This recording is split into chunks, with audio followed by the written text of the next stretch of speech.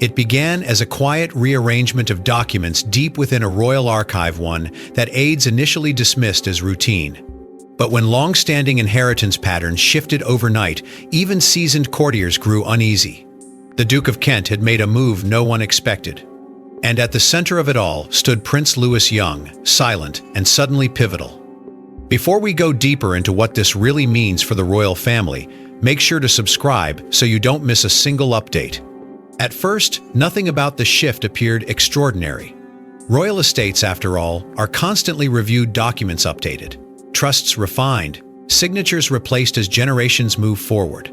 But this felt different. Those who had spent years navigating the quiet machinery of the monarchy began to notice subtle irregularities. Files that had remained untouched for decades were suddenly being revisited. Legal language, once rigid and unchanging, was being carefully reworded. It wasn't chaotic, nor was it rushed. It was precise, almost surgical, and that, more than anything, raised concern.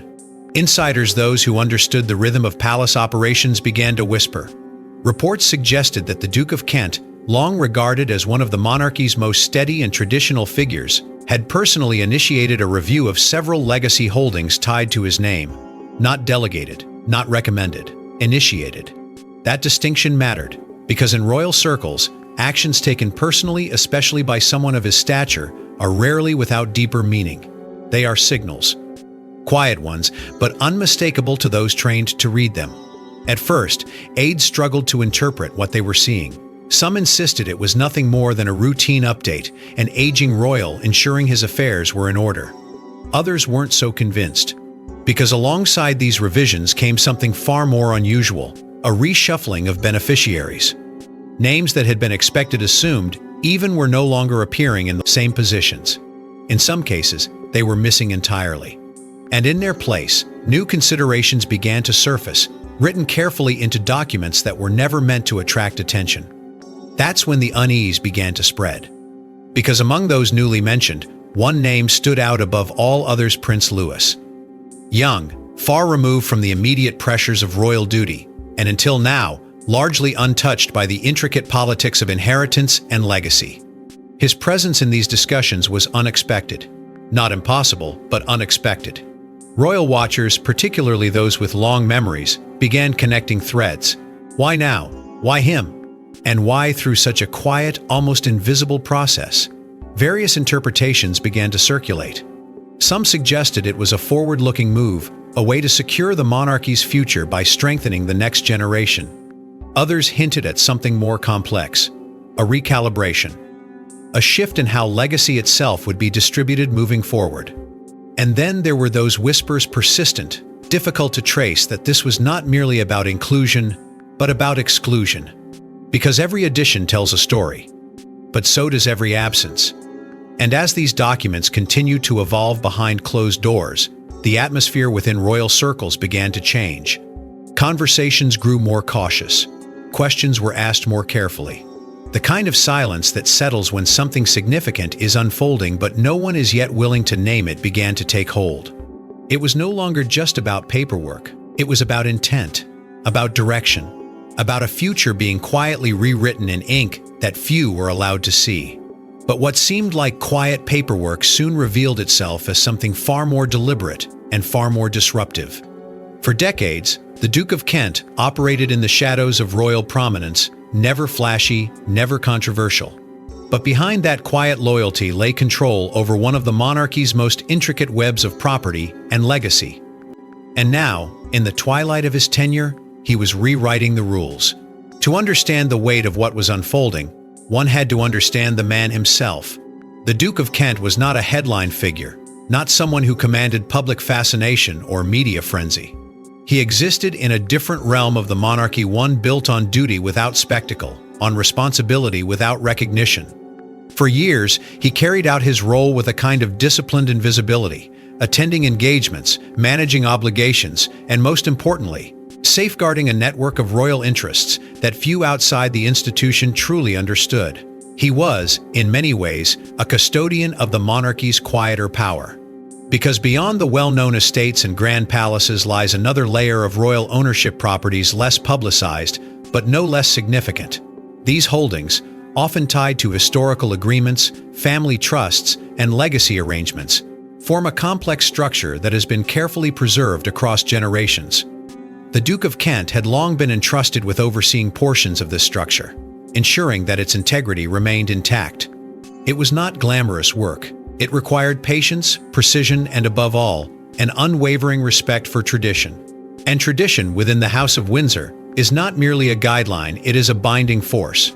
For decades, the transfer of such assets followed patterns that were rarely questioned. Names were expected.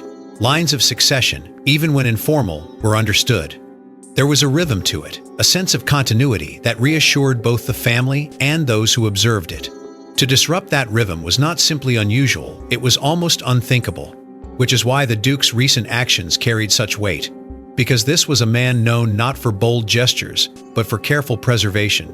A man who had built his reputation on upholding the very systems he now appeared to be adjusting. Reports suggested that he approached these changes with the same quiet determination that had defined his life. No public statements, no dramatic announcements, just deliberate decisions made behind closed doors. But that quietness did not lessen their impact. If anything, it amplified it. At this stage in his life, every decision held greater significance. There is a certain gravity that comes with legacy, the understanding that what is set in motion now will outlast you.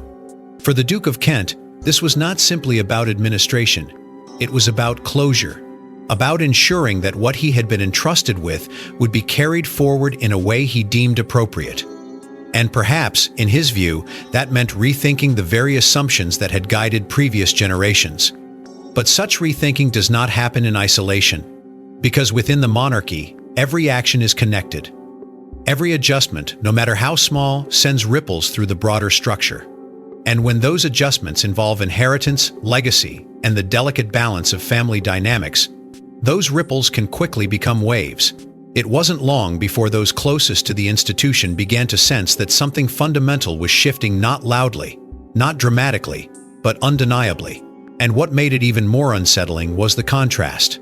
The Duke of Kent, a figure synonymous with stability, was now at the center of change.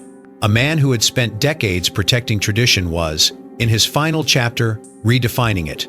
That contradiction alone was enough to raise questions. Not accusations, not yet, but questions that lingered, growing louder with each passing day. Because if someone like him was willing to alter the course of inheritance, then what did that say about the future of the monarchy itself? And it was precisely that deviation, subtle at first, that began to alarm those watching closely. The moment the transfer documents surfaced, disbelief rippled through royal circles. Names that had long been expected to appear didn't. Instead, a new name, Prince Louis, stood where tradition had dictated otherwise. It wasn't just unexpected, it was unprecedented. What had once been whispered in cautious tones was now taking on a sharper, more undeniable shape. The internal adjustments that had quietly begun as procedural updates were no longer theoretical, they were real, recorded, and legally binding. Reports suggested that a series of property transfers, directly tied to the Duke of Kent's long-held portfolio, had been formally executed. These were not symbolic gestures or temporary allocations. They were decisive moves, embedded within the legal framework that governs royal inheritance, and they carried consequences that could not easily be undone. At the center of it all was Prince Louis. His name, placed deliberately within these documents, immediately raised questions that no one inside the palace could comfortably answer. Because this was not merely about including a younger royal in future considerations. This was about positioning him in a way that disrupted expectations that had stood unchallenged for generations. Royal watchers, those who track even the smallest shifts in protocol, began to take notice. Quietly at first, then with growing urgency. Because the implications were impossible to ignore. And yet, what made the situation even more striking was not just who had been included, but who had not. Princesses Beatrice and Eugenie, figures long associated with the extended framework of royal inheritance, were absent. Not repositioned, not redefined, simply absent. Their names, once assumed to hold a place within such arrangements, were nowhere to be found in these newly structured transfers. And in a system where inclusion is rarely accidental, exclusion carries its own unmistakable message. The reaction inside royal circles was immediate, though carefully contained. Insiders described a wave of confusion that quickly gave way to something more complex concern. Quiet disbelief and an undercurrent of shock that no one was willing to voice openly. Because this was not just a shift in paperwork, it was a break from a pattern that had been relied upon for stability. And when stability is disrupted at this level, the effects are never isolated. What added another layer of intrigue was the method behind these changes. The legal mechanisms used to enact the transfers were described as meticulous, almost impenetrable in their precision. Trust structures were adjusted. Beneficiary clauses were rewritten. Long-standing provisions were either reinterpreted or quietly replaced. It was not the work of a sudden decision. It was calculated, deliberate, and executed with an understanding of exactly how to ensure its permanence. Which led to the question that lingered in every corridor, in every guarded conversation. Why now? Because timing, within the monarchy, is never random, it is strategic. And the timing of these transfers emerging at a moment when the institution itself is navigating uncertainty, transition, and internal recalibration only deepened the mystery. Some suggested it was a proactive move, a way of securing the future before circumstances could complicate it further. Others saw it as something more reactive, a response to pressures that had been building quietly over time. And then there were those who believed it was neither, that it was something far more intentional. A signal, a statement, a line being drawn not publicly, but with unmistakable clarity for those who knew where to look. Because in the world of royal inheritance, nothing exists in isolation. Every name included, every name omitted, reshapes the narrative of power, legacy, and belonging. And as the full weight of these transfers began to settle in, one truth became impossible to ignore. The story was no longer about quiet adjustments behind closed doors. It was about a fundamental shift in who the monarchy was choosing to carry forward. But the real question wasn't just who was included, it was who had been left out, and why. Announcement was made. No explanation offered. Yet the absence was impossible to ignore. Andrew's daughters, once firmly within the royal fold, had quietly vanished from the line of consideration. And in royal terms, silence can be louder than any decree. For years, Princess Beatrice and Princess Eugenie had occupied a delicate but clearly understood space within the monarchy's extended structure. They were not at the center of power, but they were never outside of it either.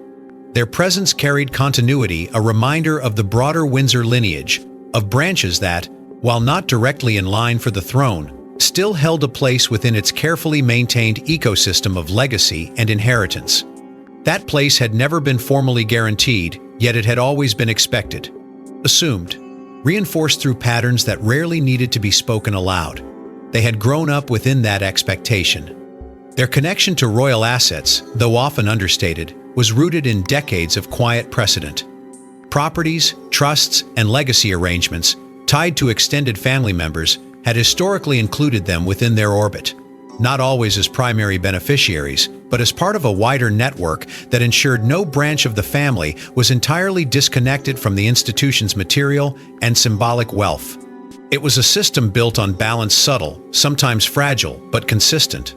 And now, that consistency had been broken, because their absence from the Duke of Kent's restructured transfers was not a minor oversight.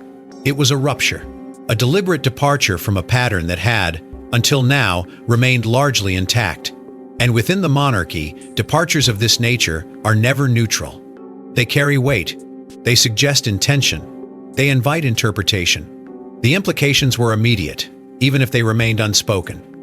To be excluded from such arrangements was not simply to lose access to assets, it was to be repositioned within the hierarchy of relevance. It raised uncomfortable questions about belonging, about standing, about whether certain lines within the family were being quietly distanced from the core of future planning. And as those questions began to circulate, they inevitably led back to one figure whose shadow has lingered heavily over recent royal narratives, Prince Andrew. Because whether directly stated or not, the association was impossible to ignore. In recent years, Andrew's controversies have reshaped his position within the monarchy, pushing him further to the margins with a speed and finality that few had anticipated. And while his daughters have, in many ways, sought to maintain their own identities within the institution, separate from the weight of that legacy, The lines between individual and association are rarely clean in royal life.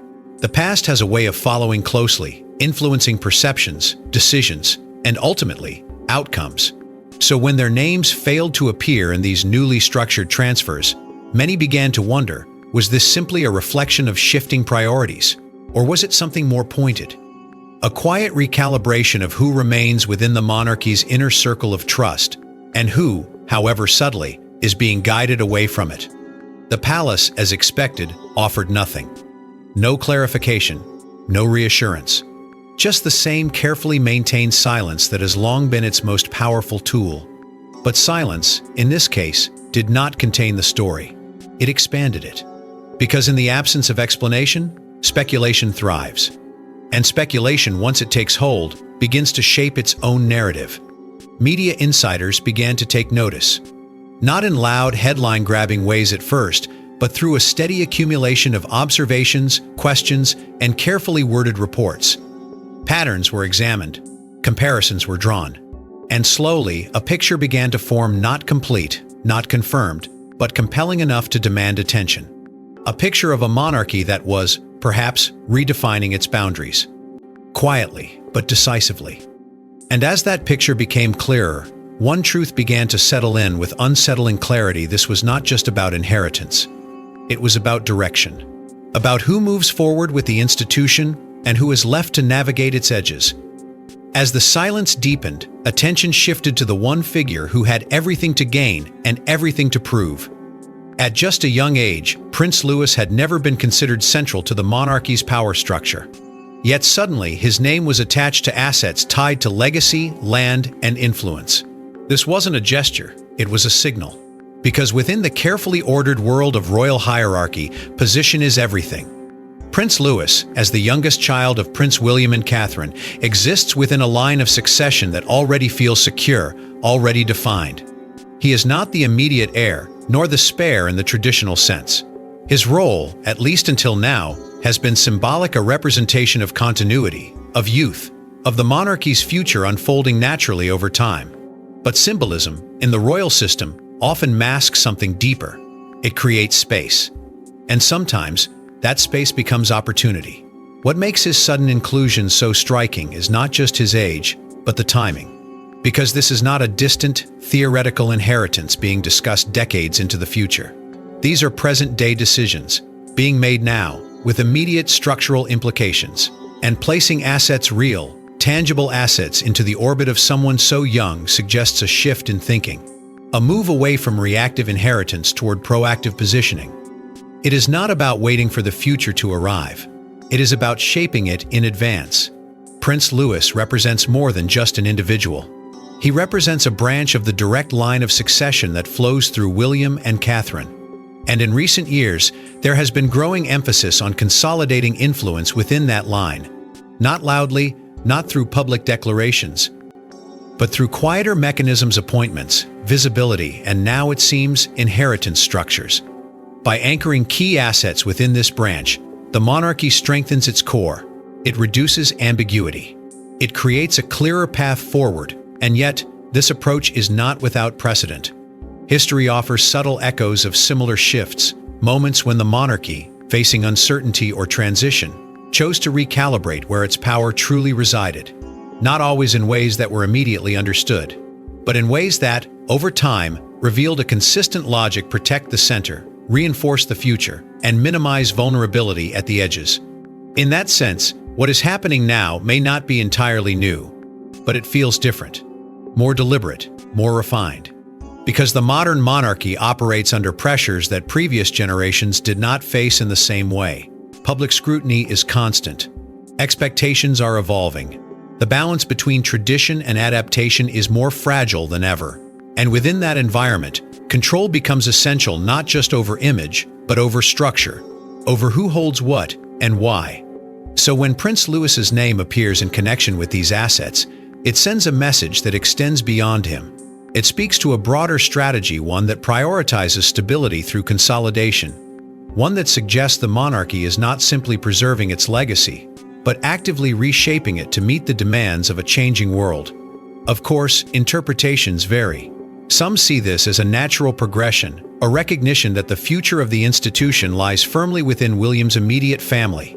Others view it with more caution, questioning whether such concentration of assets risks narrowing the monarchy's broader support system, because for generations, that support system has relied on a wider network of royals, each playing their part, each maintaining a connection to the institution's resources and responsibilities. And that is where the tension begins to emerge.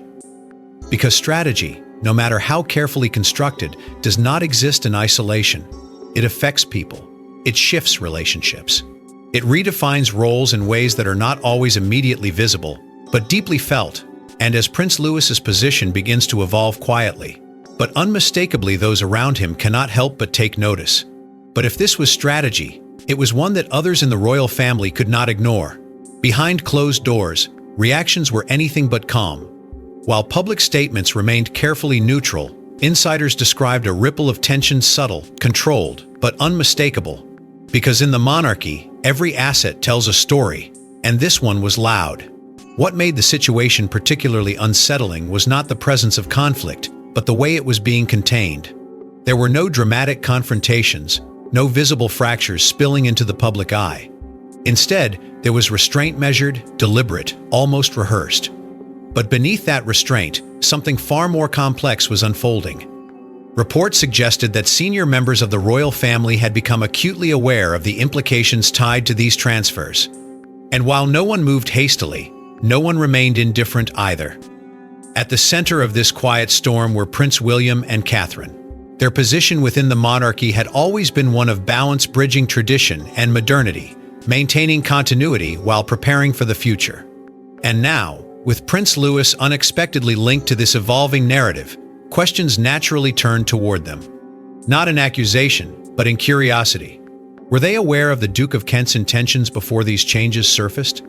Had they been consulted? Or was this, too, a development that reached them only after decisions had already been set in motion? Insiders offered no definitive answers, only carefully worded observations. Some suggested that William, with his increasing responsibilities and proximity to the core of royal decision-making, would not have been entirely removed from such a shift. Others believed the opposite, that this was precisely the kind of move designed to operate independently, preserving a sense of neutrality while still influencing the broader structure. As for Catherine, her role remained even more elusive, her influence often described as quiet yet deeply felt, shaping outcomes without ever appearing to do so. And then there was Andrew. His position within this unfolding dynamic was perhaps the most stark. Once a central figure within the extended royal framework, he now existed on its edges, present, but no longer pivotal. The absence of his daughters from the inheritance structure had already signaled a shift, but within internal discussions, it reinforced something more profound: a distancing. Not openly declared, not formally acknowledged, but increasingly evident in the way decisions were being made.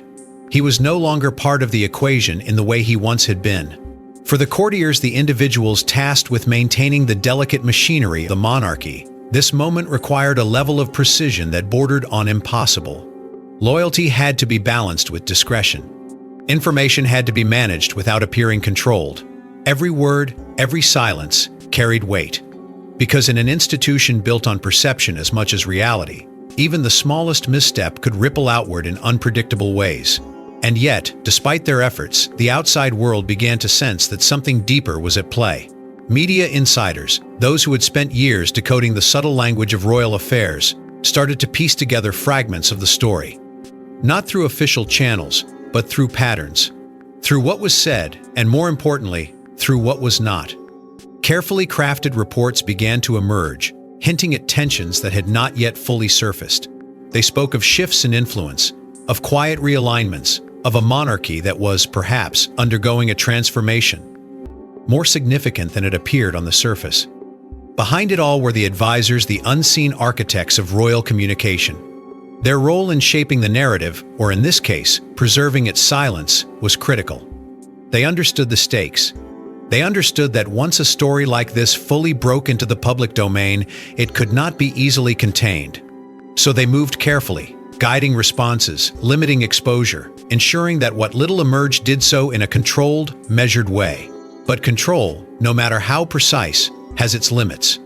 Because as reactions continued to unfold behind closed doors, and as speculation quietly gathered momentum beyond them, it became increasingly clear that this was not just a moment of tension, it was a moment of transition, one that extended beyond individual decisions and into the very structure of how the monarchy was choosing to define itself moving forward. Yet beyond the immediate reactions, a larger pattern was beginning to emerge. What if this wasn't just about one decision but part of a broader recalibration, a quiet restructuring of who holds what and why? Because in modern monarchy, legacy isn't just inherited, it's engineered. The more closely observers examined the unfolding situation, the harder it became to view it as an isolated event. Patterns began to surface subtly at first, but increasingly difficult to ignore. Over recent years, the monarchy had already shown signs of tightening its structure, narrowing its focus, and redefining its core. Titles had been reconsidered, roles had been streamlined, visibility had been concentrated around a smaller, more controlled group. And now, with these inheritance shifts, the same logic appeared to be extending into the realm of assets and legacy. This was not chaos, it was strategy. Because in an era where every decision is scrutinized and every misstep amplified, the monarchy has been forced to adapt in ways that previous generations never had to consider. The idea of a sprawling royal network, once a source of strength and reach, had, in some ways, become a liability. More individuals meant more unpredictability. More branches meant more variables. And in a system that depends on stability above all else, reducing those variables begins to look less like exclusion and more like preservation. That is where the concept of consolidation enters the picture. By anchoring key assets within the direct line of succession within William, Catherine, and now, symbolically, Prince Louis, the monarchy creates a tighter, more controlled framework. Power, in this sense, is not just about authority or visibility. It is about resources, about ensuring that the foundations of the institution remain firmly within a circle that is both trusted and predictable. And while this approach may appear quiet, even understated, its implications are far-reaching. Because every act of consolidation is also an act of reduction. Extended branches, particularly those touched by controversy or uncertainty, naturally begin to drift further from the center. Not through confrontation, but through omission. Through decisions that reshape the landscape without ever explicitly declaring it.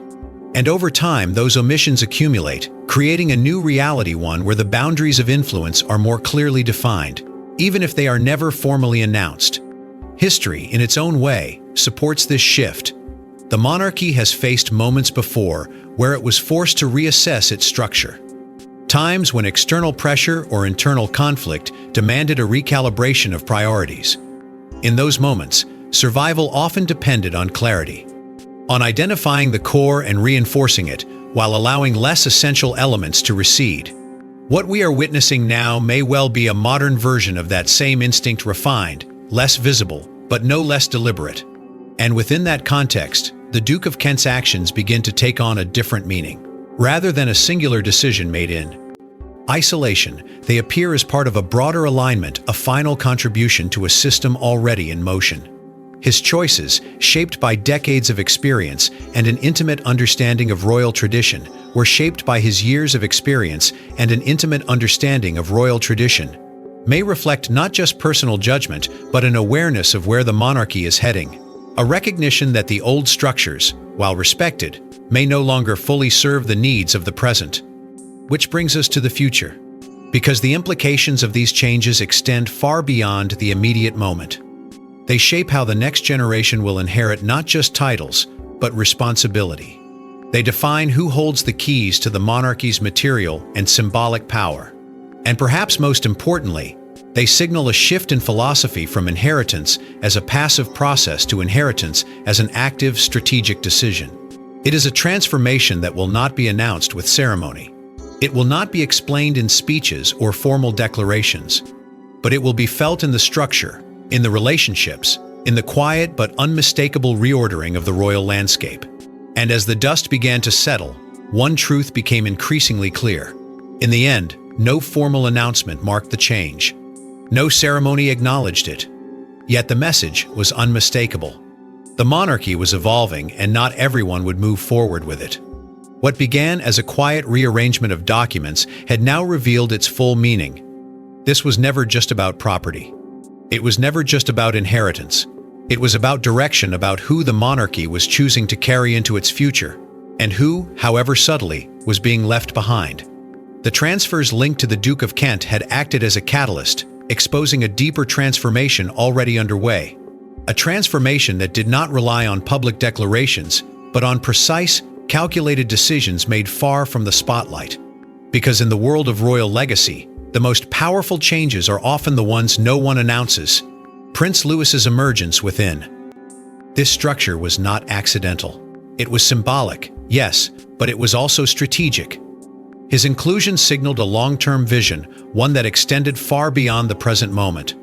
It spoke of a monarchy preparing itself not just for the next reign, but for the generations that would follow. By anchoring elements of legacy within his position, the institution was doing something profound. It was investing in continuity before it became necessary. It was reinforcing the idea that the future must be secured early, quietly, and without hesitation. And yet, for every step forward, there was an equally powerful step away. The absence of Andrew's branch from these arrangements had not faded into the background. If anything, it had become more pronounced with time, not through confrontation, not through explicit exclusion, but through a steady, unmistakable pattern of omission. Their distance from the center was no longer a matter of interpretation, it was a reality being shaped through decisions that carried lasting consequences. And within the monarchy, distance has a way of becoming permanent if left unaddressed. But this was never about individuals alone. It was about the institution, about its survival, its stability, and its ability to adapt without losing the essence that defines it.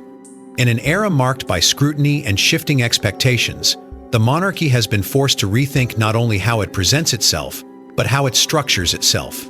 Control has become essential not as a means of power, but as a means of preservation. And within that framework, every decision, every adjustment serves a singular purpose: to ensure that the crown endures. That is why these changes, though quiet, feel so significant. They represent a shift from passive inheritance to active design. A movement away from tradition as something followed, toward tradition as something carefully managed.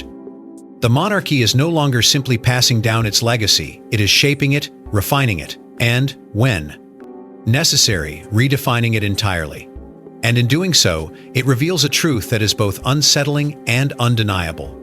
Because legacy, within this world, is not guaranteed by birth alone. It is influenced by timing, by perception, by alignment with the institution's evolving needs. And as the story of these transfers has shown, even the most established expectations can be altered when the stakes demand it. The balance between duty and bloodline, once thought to be stable, is now being tested in ways that few could have predicted. And yet, through all the speculation, all the quiet tension, one thing remains clear: the monarchy is not standing still.